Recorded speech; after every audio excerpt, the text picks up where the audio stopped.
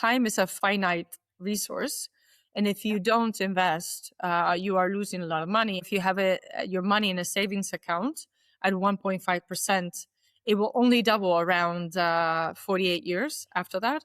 If you had invested that in, let's say, in an S&P 500, that is the 500 largest companies in the US, at 7%, you would double your money in 10 years. It's so powerful because it's all math. There's no woo-woo here, no art. It's math. Hi, I'm Mikkel Weber, founder of House of Peregrine. This show is for life abroad and those crafting their life story with intention. I bring you conversations about international finances, meaning-making, relationships, and parenting. I bring on the experts that help you on your journey so that you can connect more deeply with yourself, the people around you, and the place you currently call home. Find out more at houseofperegrine.com, where you can find exclusive guides, products, software, and a community that's waiting to welcome you. Welcome to House of Peregrine.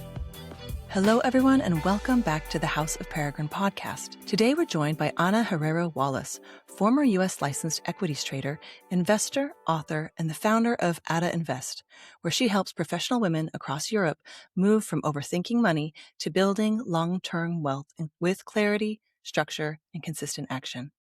She's also the author of the just-released Still Thinking, Act, a practical guide for women who are capable in their careers but want more confidence around financial planning, investing, and the decisions that shape long-term independence.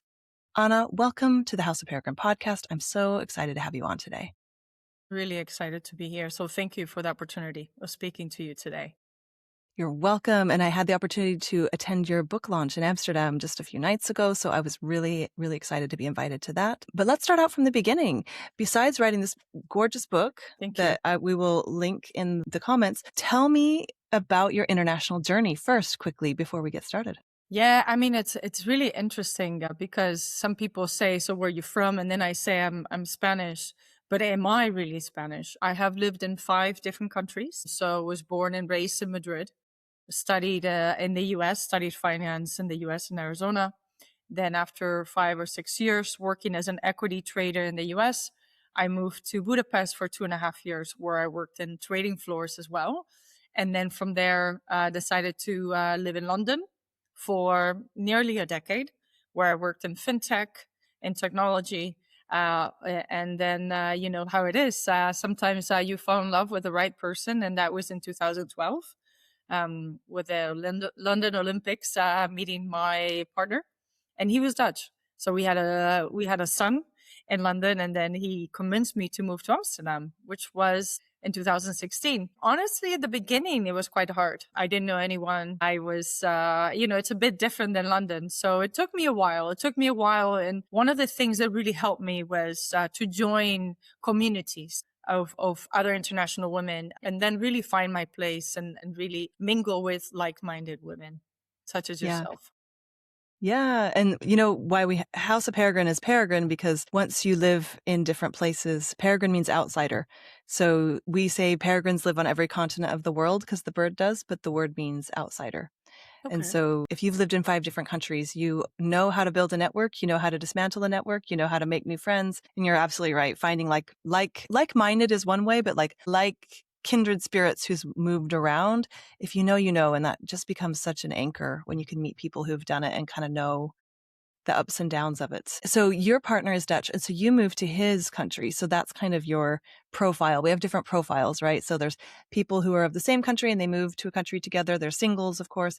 There's couples who move back to the one partner's country, and each of those profiles have their pluses and minuses. But what I found is that that's a pretty big negotiation when you decide to move to your partner's home. How was that for you?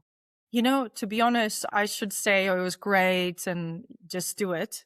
But I really regretted it. And I have moved. I mean, when I moved to London, I didn't regret it for a second, not even the first day. And moving to Amsterdam was just moving to Amsterdam was it was really different. So first of all, I had one child that was working full time. I had a job that was an hour away from Amsterdam. And, I had the child in childcare for 5 days a week, because we didn't have any family in Amsterdam. And that actually was a little bit shocking for a lot of Dutch women.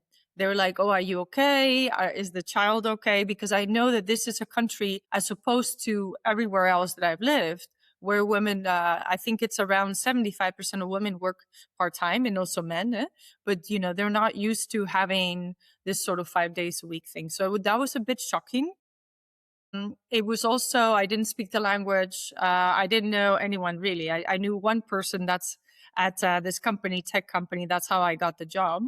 So it was a bit of a shock. And another thing in top of that is that coming from London, that's a financial center, fintech, finance, and that was my thing, and loving all of this, to coming to Amsterdam, where it's a much smaller market.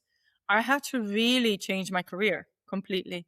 So then I started working in tech, and I didn't know what on-premise and cloud was back then. So, I mean, it was just really starting from zero. And it went well, of course. Even last year, I took voluntary redundancy, and now I can call myself an author, which is the weird part. Is, again, I've changed my career to something completely different. And I also, of course, help women with, achieve wealth. So what I'm hearing you saying is it was a pretty big sacrifice for you to move from London. Yes. And so that probably was made. We always talk about the agreements you need to make, and we have all these guides for people, because it can be a make or break moment for some couples if they don't consider it thoroughly. So it sounds like you and your partner figured it out, but it did make it so you had to, or you got to, how do you frame it? It made it an opportunity for you to reimagine what you wanted to do as a career. Do I have that right?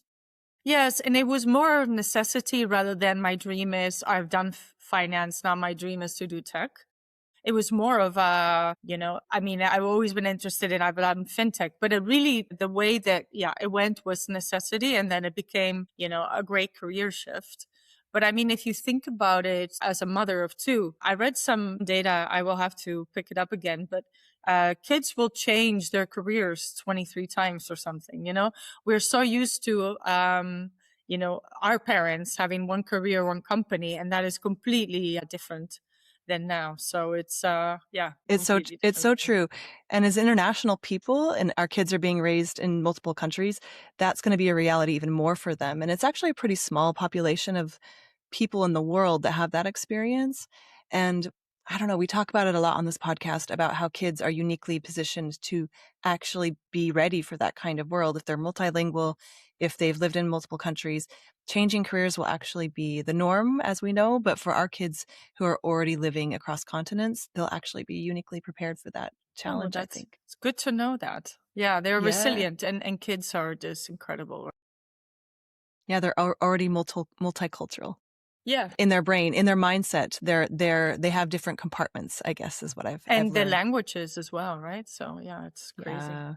Yeah. But so I want to ask you about, where did your passion come from for investing? The book and your consultancy, after you moved, kind of shifted your career, what made it so where did that passion come from, other than being a woman? Obviously, we're awesome. But like, what is the story? Because there's always a story, a moment that made it so this was your path. What would you say that was? Yeah, thank you for asking that. And I think it came from pain, and it came from a place of, let's say, pain. And that was, I grew up in Madrid, and my family was, let's say, rich at the time, or high middle class. Went to a private school. My father had a chauffeur. He had a really nice corporate CFO role. And then he was laid off. Uh, and he was around mid 50s or so. And when I was 12, this is what happened. And pretty much after it happened, they closed the doors, and it was all about him and his ego. And so, I don't have the title anymore. I don't have this amazing job anymore. So who am I, right? And my mom was always there, that she didn't work. So it was all, everything was reliant on my father. So it was, it kind of caused pain in somewhere where I thought, okay, if I need money for security, because life is not safe. And from the day of, from one day to another, you can become from having money to being poor. Would you call that, would you categorize that? Like, I've heard people use the term, and I've done work around this myself, of like a money wound. Money wound or financial trauma. Yeah, financial trauma. Yeah, financial trauma. And and so I was very attracted to, like, okay, how can I get the best job? How can I make money? And how can I be secure and always independent? I don't want to depend on anyone else. So I went to study in the US. I studied finance. And I didn't study finance because I was interested. I studied finance because it was, they had like Safe. safe, the highest GPA. I was a good student, got the scholarships there. And then from there was a class actually, a class about investments. And I was fascinated. So we had to analyze companies and then say, would you buy this or that? I can't remember what company it was at the time, but I was completely fascinated. From there, I became an equity trader. So that is stock trading, working for Edward Jones, that is a broker. And I was fascinated with trading. What did you learn? What did you learn that opened your eyes that you didn't know or that maybe people don't know from working in a trader position? That it's actually very easy. I mean, and, I talk to a lot of women who haven't made the first step yet of trading, or not trading, that's not the word, but really investing. And it's just so simple, right? I mean, you can download in your phone a trading app and then you can just buy, certain investments. Yeah.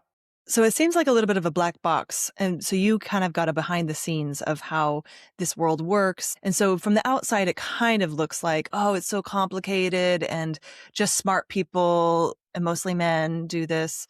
And so from your perspective, this is actually not the case. Is that what I'm No, hearing? it's not the case, and it's very simple. And there's this author called Morgan Housel, and he wrote The Psychology of Money, and then he talks very much about finance, how finance is different from other, let's say, like doctors, like medicine has grown a lot, and it's an exponential knowledge. So what we knew 100 years ago is so much less than what we know now, and then it just keeps compounding, right? The knowledge keeps compounding. Finance is a lot more simple. So the problem, I think, with finance is that a lot of very smart men mostly have gone into the world of finance and think that they are smarter than anyone. And then they make things very complex. But in reality, it's a very, very simple, it should be a very, very simple, let's say, subject. And it's really available for all of us. And that's how I wanted to make it. Yes. But you talked Yeah. to me And so about the passion. Sorry, you talked to me about the passion. I go on a tangent. But yeah, it came from a wound, as you called it, like a wound. And then it became this thing where it was survival. And then I actually started investing in my early 20s. I started investing in stocks and in what we call mutual funds in the US, and really got used to it. And then since 2015, I started investing in real estate. And I realized I'm not a CEO. I've never had a salary of a CEO. Of course, I worked in tech and management, so good salaries, but not necessarily, super tremendous. But I have been very good about investing every month and so forth. So I want to share that knowledge with every woman, because I think it is available for all of us. So that is where the passion came. it's awesome. We have that in common. I have such a weird path in my career. My 20s were spent investing in tech startups and real estate. Those were my two. And then on real job was working for advertising companies, directing commercials. Like Okay. that's my career path. But I get it because that at the time, because of the tech angle in the early 2000s, that was enough to be able to kind of play in this world when there was less risk, when we didn't have kids, when we are able to kind of invest early so that it makes a difference. But it's staggering how often that's not the case. Do you have any statistics on this, especially for women, about how when they make their first investment, if at all? I don't have particular statistics as to when women start investing versus men, but I do know, and it might have been in the book or not. I can't remember because I had to delete a lot because it was too long, and now it's the right size, is that women make better investors than men. And the reason for this is you could say that we have a bit of imposter syndrome, whereas A men are bit. over. I think there's You probably have entire thesis written on the fact that yes. that's true. And then you probably, I mean, and it happens. It's really interesting. Imposter syndrome, which is actually in my book, because psychology is so important for money, is it happens to women that are actually very qualified. And then they're like, am I good enough? Or, I probably don't know everything. So then Then I I, can't start. I Yeah. can't start, And these are or yeah. and these are not like you're talking about women who are executives in companies. I These are know. not like we're talking about all women, yes, but it almost doesn't discriminate at any level. Women historically haven't been participating in investing And there in is like something almost. about the brain. I mean, the brain is different as well. We're wired differently. There's also a very important thing that women have and men, but I think maybe mostly women, loss aversion. So it's basically the pain of losing is much greater than the win. And this is Daniel Kahneman, and he's a Nobel Prize laureate for the sake called behavioral finance. And he's done studies on what is the pain of losing is a much greater than winning. Therefore, let's not do anything.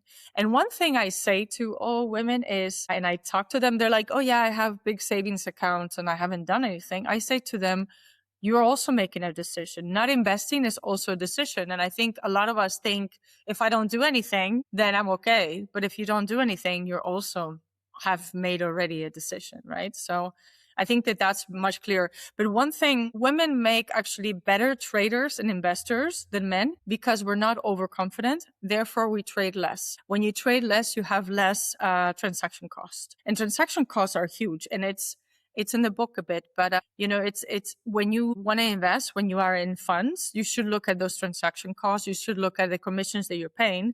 That could really eat into your investments. Yep.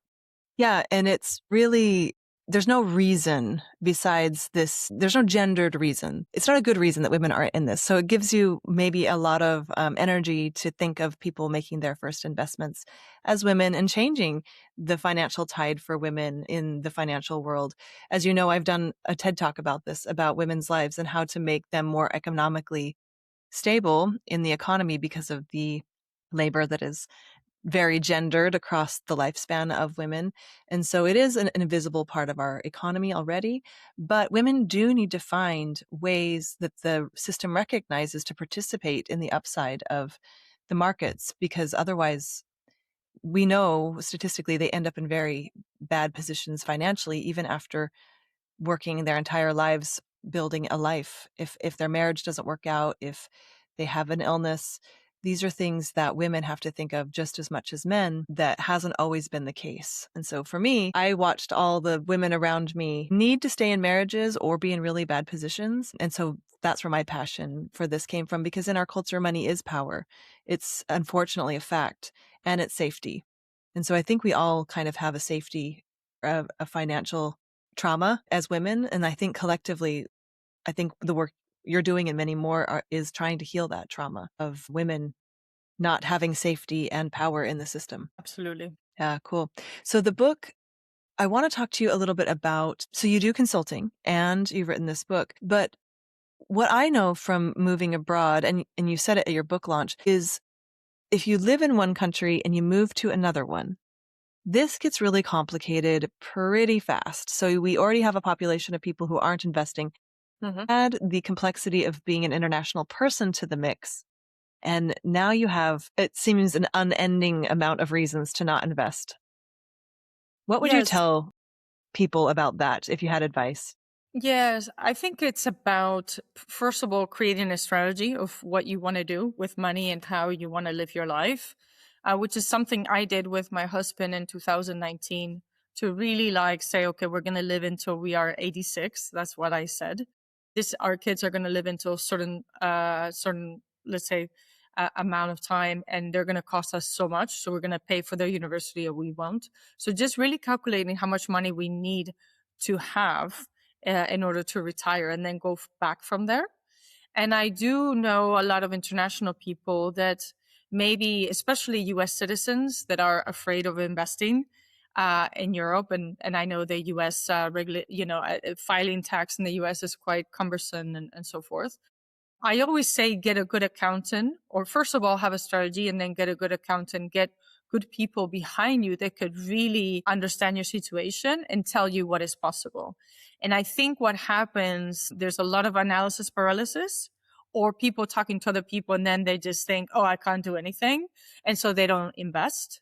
And the problem with not investing is that time is a finite resource. And if you don't invest, you are losing a lot of money. I mean, for example, if you have your money in a savings account at 1.5%, it will only double around 48 years after that. If you had invested that in, let's say, in an S&P 500, that is the 500 largest companies in the US, which is an index, which is very easy to buy, at 7%, you would double your money in 10 years. And that is called the rule of 72. And it's so powerful because it's all math. There's no woo woo here, no art. It's math. And I think, yeah, we spend a lot of time thinking about other things, but perhaps we're not really, yeah. Yeah. And that's a four-time return on just leaving it in a different bucket for that same amount of time. Yes. So that's just like literally depositing it here instead of here. Yeah. And you've just made 4 times your money. And it's compound interest. I mean, it's not a magic thing. It's compound explain interest. That. Compound interest is actually a really good concept. Would you explain it so everyone can understand? Yeah, I would have to get my book just to kind of, explain it, because what I explained out is just the rule of 72. But so basically what happens is it's the process where your returns start generating their own returns, right? So it's when you have money invested and you earn interest, not just on your initial return, but also on the accumulated interest over time. And there's a complex formula for that. But what happens is the earlier you start investing, the better. I do have women that come to my master classes online and they're like, oh, am I too late to invest? I always say the best time to invest was yesterday. The best time to invest after that is today. So even women in their 50s should start investing if they haven't done that. What's really important with compound interest is that you become consistent, that you are investing every month, that you are investing, that you're not waiting for the right moment. So I also have women working with women that tell me, things are happening, geopolitical problems, in certain countries, wars and things like that. Should I wait to start investing? And I say no. So if you're waiting for the right moment, you're going to miss out on amazing returns. So for me, it was really interesting because even for me, who has a lot of knowledge on this, I remember in 2018, I was thinking, oh my God, the market is going down. I'm going to sell everything. And then that's completely the wrong approach to do it. And somehow I couldn't log into my account and then it became too late. So actually I made amazing returns because I just left it there. And there's data that shows actually that people that have died, or that have lost their password are actually the best investors because they have left it. Yeah. There's the data on this. They make the best returns. Yeah, the best returns because you just put your money there and then you forget about it. And I love reading the Financial Times, but I don't read it so that I can make better investments or that I can buy the next stock. I read it because I'm generally interested. But that's the great thing about finance as well, is like once you do 3 things, you automate your investments, you can just dedicate your time to things that you really are passionate, like doing podcasting for you, for example. Yeah. And, it really is. I always love to so I spent a few years heavily into the crypto markets, not as a day trader or something, but just being interested in it like fashion. I always say crypto is a lot like fashion. And so I kind of got to have that impulse, but it was with money and different coins. And I was really good at picking what was going to go up and down. And I wasn't doing it as an investment. It was more of an experiment. Mm-hmm. But women, again, were doing better there too, because they can feel what's going on in the market. And so I always want to encourage women. I think it really is getting started. I wish there was something that was as easy as like social media to just get started. You know what I mean? And it's not that women are not as good at these things, but these heavy, it feels like you can get started the wrong way somehow. Yeah. And so what do you tell people, if they just want to say they have 10 euros a month or $10 a month, starting small is better than not. You can have $100,000 too. But if someone said, you know what, I want to start investing, I can put aside 50, 100 euros a month. What do you usually recommend if it's a small amount, but they want to put it away consistently every month? Is there a place or a couple places you can tell them to go to where they can just do a simple bank transfer? Yeah, absolutely. I mean, there is easy apps that you can download on your phone. And I would always recommend, you would have to see what the profile of that person is. So for example, let me ask you a question. So how well would you sleep at night? Let's say you want to invest 50 euros and you're at the start of your career. So, no kids, but the start of your career, it's quite uncertain. You're renting. I don't know. I'm just making a scenario up here. How would you feel about investing money and then seeing that the numbers go red, that they're going lower? How would you feel about it? Like, would you sleep well at night or would you have a problem? 20? Is that right? Yes. Oh, yeah. Okay. 22. Because now I know to leave it alone. Yeah. Like I don't do that sort of thing. But I know there is a psychology around it. Yeah. And that's the problem with an app. But when I started investing, it was with, like Vanguard in Which the is US. great. This is great. Yeah. But it's kind of like an old institution. You kind of had to do a lot of paperwork up front. Yeah, it's very heavy, if that makes sense. And then once you get it set up, it's fine. That initial, Okay. there's got to be easier ways than when I started doing it 40 years ago. Yeah. I mean, there is many apps, right? The Giro and Saxo Trading and, they're all quite similar. And I get a lot of questions as to what is the best app. I don't know. Yeah, they're Well, all I want to different. know, what should Yeah. someone look for in an app? Well, so I would, and this is why I'm asking you, how would you sleep at night about it? But depending on what you answer to me, I would just say invest in like 3 funds, Vanguard or iShares. They're very low commission, and invest So in the low US. commission is one thing. Low commission is Low super commission is one. one Yep. thing. Okay. Diversification is another one. Okay. Perfect. And then And so good the funds, right? fees are, So the fees are super important. We're talking about compound interest. So 1% or 2% interest, it could be thousands of euros yep. over time. Yeah. Okay. So those are 2 really good tips. So look for low commissions. Yes. And then the second one was Diversification. So being diversified, not buying, I do have individual stocks. That is more just a bit of gambling, a bit of speculation. Yeah. It's just fun money Yeah. that you can lose. But really Yeah. have a long-term approach, invest in 1 or 2 funds consistently, regardless of the market. And you're saying crypto for you was like fashion, which is I wrote it down because I love it. But what's interesting about trading is a little bit the opposite of when we go shopping and, you buy the sweater and then the sweater is at a discount. You go, "Ooh, I'm going to buy it. It's at a discount." The market is different. And you're also talking about psychology. So if the market is going down, people don't want to buy it. If it's going up, people want to buy it. So it's completely opposite psychology Yeah. Than fashion, than shopping for than clothes. shopping. Yeah. Yeah. But once you get that, and there's 2 types of investing, right? There's the ones where you kind of watch the market. But what I would venture to start with for most women is just put a little bit away every month in something and just leave it there. And you're absolutely right. But one thing that is important, it depends if you're self-employed or if you're employed by a company, is to have an emergency fund. And also whether you have a partner, especially with uncertain times, companies are doing layoffs due to they want to save costs. They're taking other jobs to countries where they pay a lower wage. So many people are losing their jobs. Do you have an emergency fund of 3 to 6 months if you're employed? And maybe if you're self-employed, having that a little bit higher than 6 months. And then the rest, invest. Right. So, and then of course have a fund where you have, but it's also very important that you know how much money you're spending a month. So what are Yeah. your expenses? Yeah. And that's for the household. But I always try and get, and this is what I'll tell my daughters to do, is to have their own investment account Yes.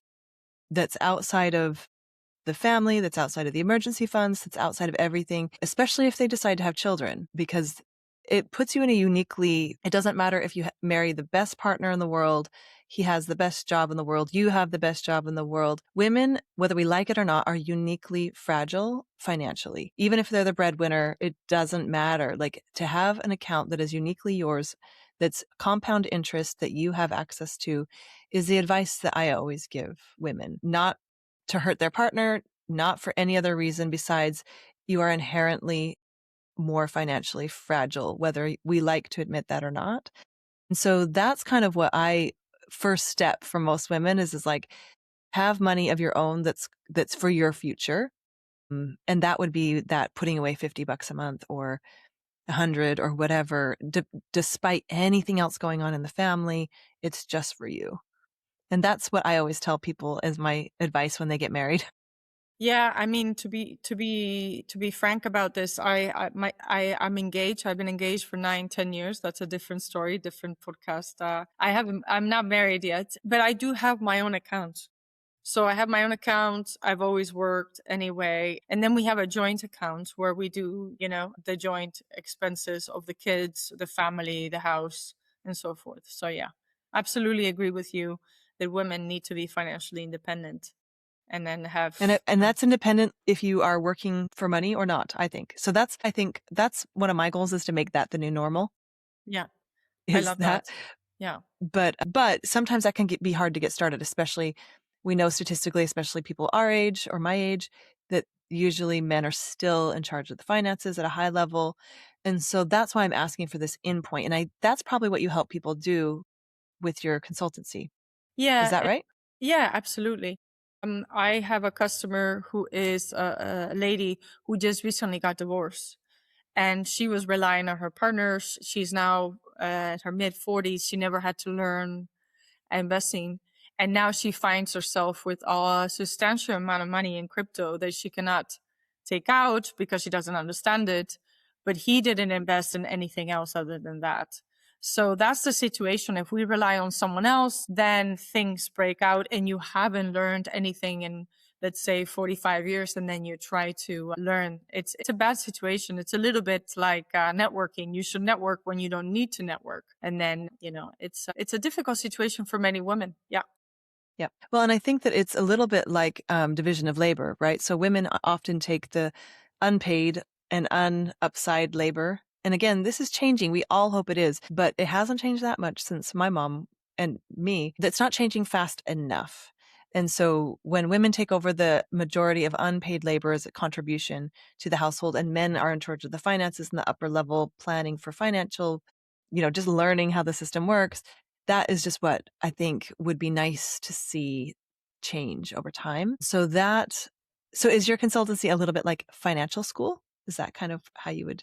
Well, there's an education piece, but there's also a very important piece of understanding, first of all, what are your dreams, short term, mid-term, long term? Let's create a So financial plan for you.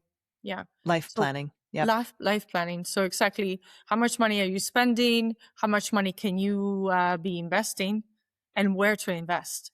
And then creating a system, a bit like the book of Atomic Habits, creating a system that is completely dumb proof in the sense that you don't have to think about it anymore.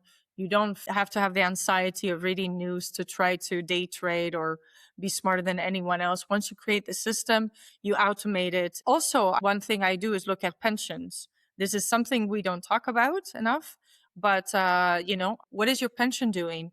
Where are they invested? Is that the correct? Is it is it the correct thing? I also talk to a lot of entrepreneur ladies, and they don't have a pension yet.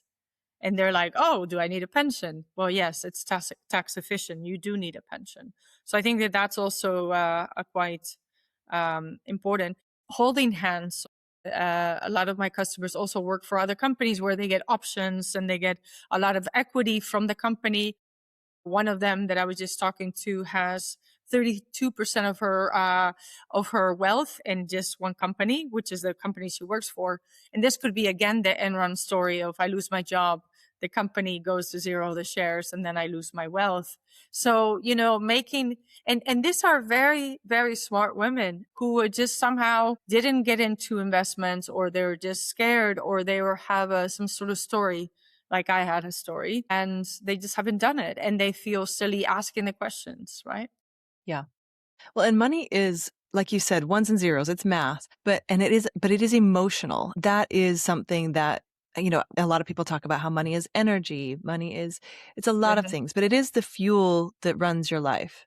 Whether we want to believe it or not, some people have stories about money being evil. Some people have stories about rich people being corrupt, or, one person shouldn't have that much money. And women have those stories statistically more often than men. And so those money stories, do you help people work through their money stories? Is that part of what you help them do? Absolutely. I mean, I'm not a psychologist, but I think it's important that we share those stories. And I sometimes do that with the dinners that I organize where women open up their stories. Not necessarily I have this much money and I make that much money, but it's more like, okay, this is how I grew up. And it's good to understand what are your self beliefs and self limitations. So for the book, actually, I interviewed 50 women, and one of them said to me, I bought a house in Amsterdam, but I couldn't believe it was me. Like I thought it wasn't meant for me because I'm not rich. I've never been rich. So it's someone else's story, right? So it's those narratives. Yeah.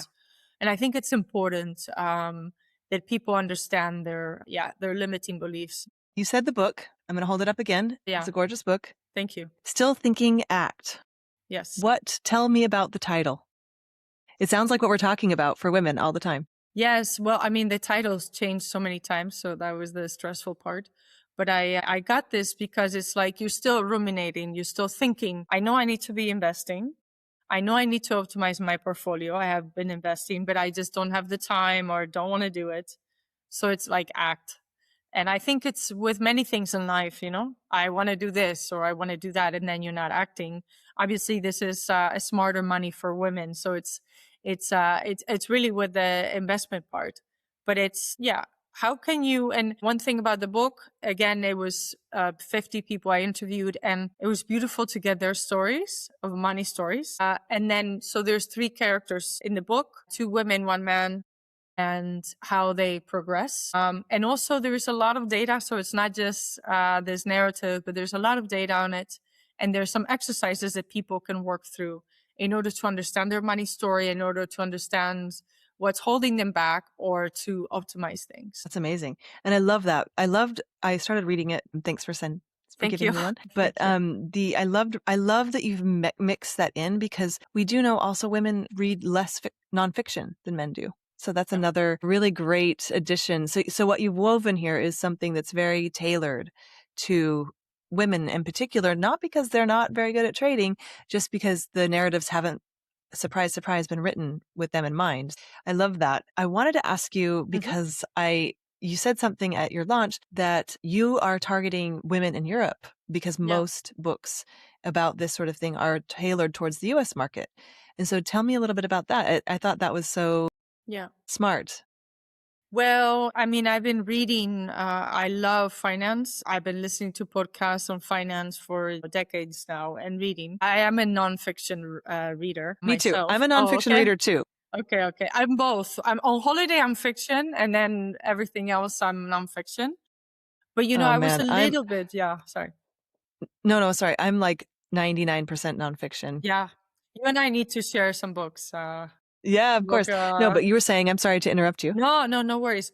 But I was I let it go for a long time because I lived in the US. So I understood what the problems were there with healthcare, education. You know how it is in the US. So it's a huge cost of university.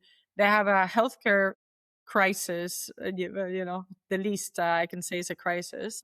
People driving cars that are expensive that they're leasing, and people are living in credit card debt. And you've lived in many countries, so have I. It's not really the problems that we have in Europe. Yes, I mean, of course, people are in debt in Europe, but we don't have those problems.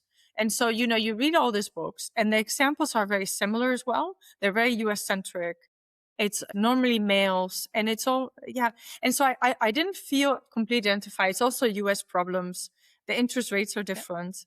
And I thought, okay, I have to write something that is for European women. And it's not specific to any country, but all the examples, I did the utmost I could to get all the examples from Europe. Nice. Yeah. And what would you say the difference? I mean, is that the difference in the markets? So interest rates and the fact that people just use money differently in different continents. Yeah. And I mean, I also think there's a different thing in the US. Europe tends to be more about community. So helping each other and whatnot. I'm not saying that the US is not like that, but the US is more individualistic. And I think we see money differently. Even Holland and the US are quite different. Like in Holland, it's not normal to display wealth the way that it could be in the US. They're much more open about it, which also has pros and cons. I love that perhaps in the US, it's not so much of a taboo. You know me. I mean, we've known each other, talked to each other a little bit. I like talking about money, right? It's something uncomfortable. I like to share and I like to learn from others, but it is more of a taboo in Europe. But yeah, it is quite different. Whilst we're human, I think that there is a bit of differences. And of course, yeah, the healthcare, the education, transportation costs, everything is just slightly Yeah. different. And that's money that can be invested in Europe if it's not spent the same way. And so that makes it a very unique opportunity for, if you're able to have some of those costs taken care of by universal health care and low transportation costs in Europe, it's an opportunity to spend some of that investing. So it's a really important point, and time is your biggest lever, as they always say. Those are my two takeaways from what you're saying is, Thank you. again, don't beat yourself up over not investing, but get started because, again, time's the biggest lever that you have. And so, like, I loved how you said people who lost their passwords are the best investors That statistically. is true. That's really, Yes. yeah. Yes. And so, is there anything you can tell people? There was a story, maybe it was in your book, about a woman who moved from South Africa and Mm. she moved to Europe and had money and she just left it in a bank account because she didn't know what else to do. So tell us that sometimes happens and tell us Yeah. And about that a little bit. this is my friend Heidi Custers. She's a director at a fintech company. But basically, 5 years ago, she moved from South Africa to Amsterdam. And South Africa has a huge inflation, and the South African rand, but also had a lot of instruments where she could buy and they have a big interest. Let's say they pay a big interest. So she would put in a savings account and, they pay, I don't know how much percentage. Whereas if you do it in Europe, or at least, it's 1.5, if that. So she was used to just putting her money somewhere passive and then getting interest. Of course, you have the depreciation of the currency. So when she moved to the Netherlands, she didn't know what to do because she was just used to putting in a savings account and realized that the savings account here weren't paying what she needed. So she left it in cash just because she didn't know what to do. So I think that that's the thing. She was used to one thing and she tried to apply it in a different country and it just didn't work. And that's the thing that we need. And like you're talking about, the people that listen to this podcast are normally people that are moving from one place to another and things are different. Yeah, money is cultural. We always say on this podcast, like, money's cultural just like anything else. So in South Africa, it sounds like the culture is you have a pretty easy place in a savings account to at least gain some interest that's meaningful. Whereas in the Europe and US, there's another layer. So there's savings accounts, but those are not incentivized. Those are not places to make a return. There's a whole other system, which is what we're talking about, investing in, that makes it so that the interest is meaningful over time. So it's almost like your money's being rented, Yes. if you could say it that way. Yes. So when you walk up to someone, do you ever say, let's talk about money? All the time. My friends get annoyed. I even do it with men too, and they're like surprised sometimes. But I do it. I love talking about it. Not necessarily how much money do you make, let me show off, or none of that. It's not about that. Yeah. It's about, okay, what can I learn from you? And yeah, so it is something that I'm very comfortable. But again, it's about what steps do I need to take in order to run the marathon. And it's starts with doing the 200 meters and the 500 meters and the kilometer until you get to that, half marathon and marathon. So yeah, I think It's we should open it up. it's the same skill. I always say, so there's the skill that women have. It's called community building or creating. So Thank like you. when your kid needs to go to kindergarten for the first time or they start school, you start talking to other moms about the schools and other dads and other parents, and you get advice and you learn the tricks of the trade, if you will, of the schools in your area. And then when there's like the middle bar school lottery, or there's a private school, like, women have this skill of asking, learning systems applied to finances. It's like a match made in heaven. Like, I can't stress enough how I know that women have the skills, more than enough skills, to invest that they can apply and be very successful. So the community building skills and the fact finding missions you do to get your kids in activities is much more rigorous than it is to get started with investing. Absolutely. And like you're saying, we learn from the community. Oh, and it's funny that I'm a mom as well. I've talked about a lot of stuff But then, I talk about money, but most women don't. And it's like, wait, this could be a skill that we are teaching each other. And why are we not talking about it? And men do it a lot more, right? So like they're just doing the barbecue and then they're talking about their money investments. And why are we not doing it? So yeah, it needs to break. Why Yeah. yeah, why don't women talk about money, do you think? Well, I think it's we're brought up that way. It's also different cultures are, it's taboo or it's tacky or, I or Intimidating. I think some people think intimidating or it's intimidating. bragging. Yeah, and there's Yeah. also perfection. Like it was a little bit with like the book. Do I have the perfect title? I need to keep editing my book. I'm not going to deliver because it has to be perfect. And maybe there's also that thing of I don't want to be judged, for saying the wrong thing, perhaps. Can I bring something else up about Sure. it that maybe I've been married a really long time, almost 25 years, Good for and you. I feel like I will I thank you, but I Yeah. think I'm trying to change that narrative too. It's like Okay. longevity does not equal success. But Yeah. the thing that I noticed about myself was that because it was a reflection on him, Hmm. I wasn't allowed to talk about it socially Right. because money was a reflection socially in our social construct. Mm. Even if I was a breadwinner, it would still mean that like in our patriarchal cultures, this is just true. But if someone asked me like who decorated my house, I could go Hmm. on and on and on about details because it was more of a reflection on me. And I Mm. don't like that that's the social construct we live under, but I Right. wonder if that's holding some women back is that whether they're doing well or not well could be seen as a reflection on their partner if they're in a heterosexual marriage or a Right. So relationship. are you saying that if I was talking about money to other couples, that would reflect bad on my partner? Because then it I looks wonder, like I'm too bossy and I'm just doing that no, bossy, could or would be. it be? Yeah, could be. Or if they're trying to learn about money, it's Yeah. like a reflection on their husband not doing a good job or something. Right. I think, Interesting. I think, Yeah. Yeah. I Yeah. just think there's social construct reasons because women will go on and on and on about things that they have domain over and Yeah. talk about it with each other. But in this case, it seems a little bit more blended of Yeah. again, Because socially. it's almost like they wouldn't ask your husband about the house decoration. They wouldn't ask you about the investments, which is just an assumption because it might be that you're doing the investments and he's doing the Absolutely. Yep. decoration. There isn't anything wrong with Yep. that.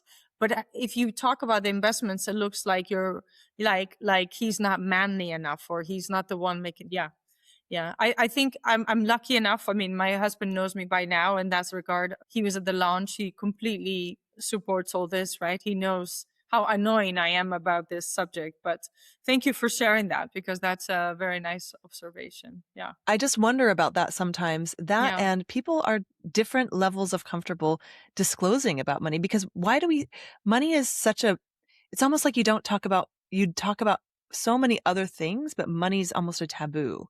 It's like you don't talk about religion and money in the US at least. Yeah. And so there's such a taboo sometimes Politics. around it as well. And if you are coupled, you might have different levels of candor around a subject like that as well. Yeah, there's a lot of problems also. I mean, one thing is you and I talking about money, which we can. There's another problem I see, which is couples not talking about money, which is not something I completely focus on the book. So it was more for the women. There is Yeah. some stories about the partners. So there is something on that, but you better have those conversations before you get married. You better have a prenup because if you don't have a prenup, you have a prenup, but this is a government prenup, right? So you better have those conversations and really find out who your partner is because if you're a big spender, he's not, or vice versa, there's going to be some frictions. And data have shown, and I think I cut this out of the book because it was just too long on that regard, but data has shown that, money has been one of the main problems of couples separating and getting divorced, right? So it's a very, very important conversation to have. Yeah. And you know what I advise couples to do before they move abroad or move to another country is to have another prenup.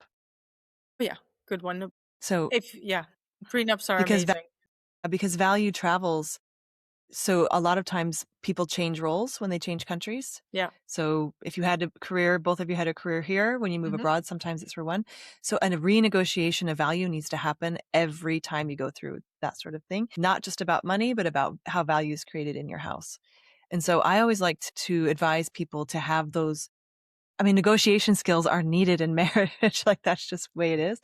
But knowing who your partner is and how you align on money is super important.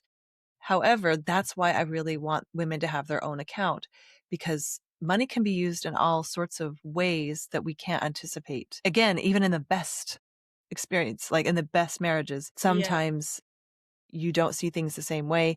And having that your own account is super Yeah, important. it's really interesting with my interviewing of women.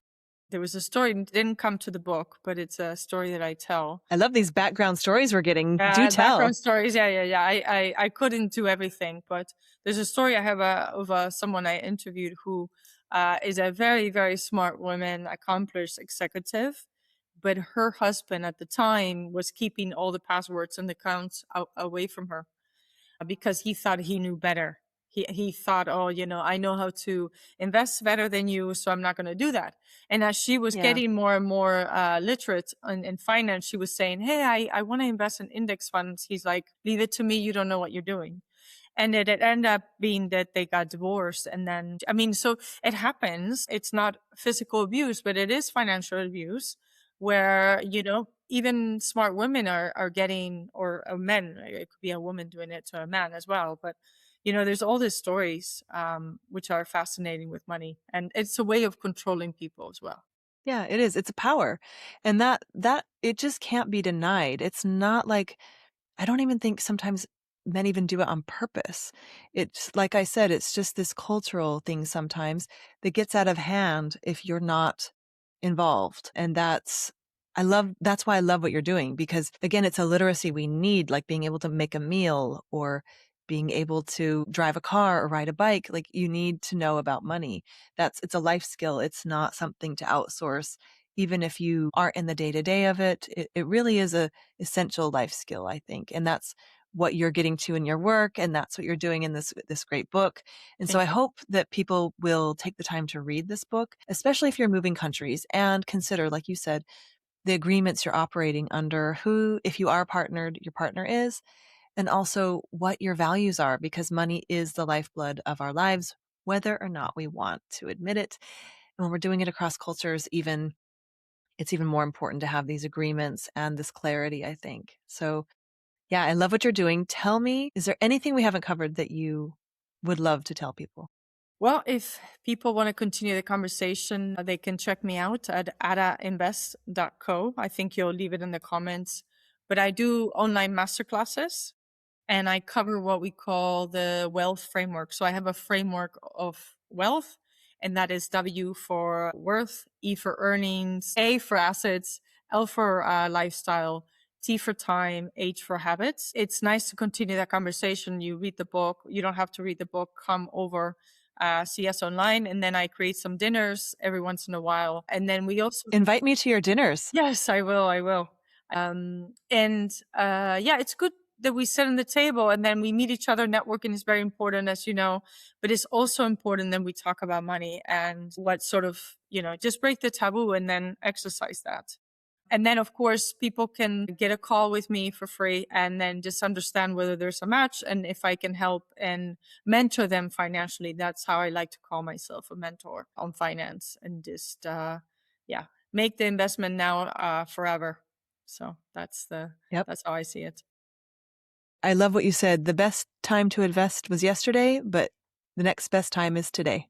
Yes. Yeah. And especially as international women and people, we really need to be strategic about how our finances are going. And this is a great place to start if you have not started your financial journey. Yes. Anna, thank you so much for joining me today. I love what you're up to in the world. I love the Thank book. you. I hope everyone checks it out. Thank you. And we will put all of your contact info in the show notes. Thank you to our audience. Thank you, everyone, for joining us for the House of Peregrine podcast today. You can check out everything we're up to at houseofperegrine.com. Follow us on all the platforms at House of Peregrine.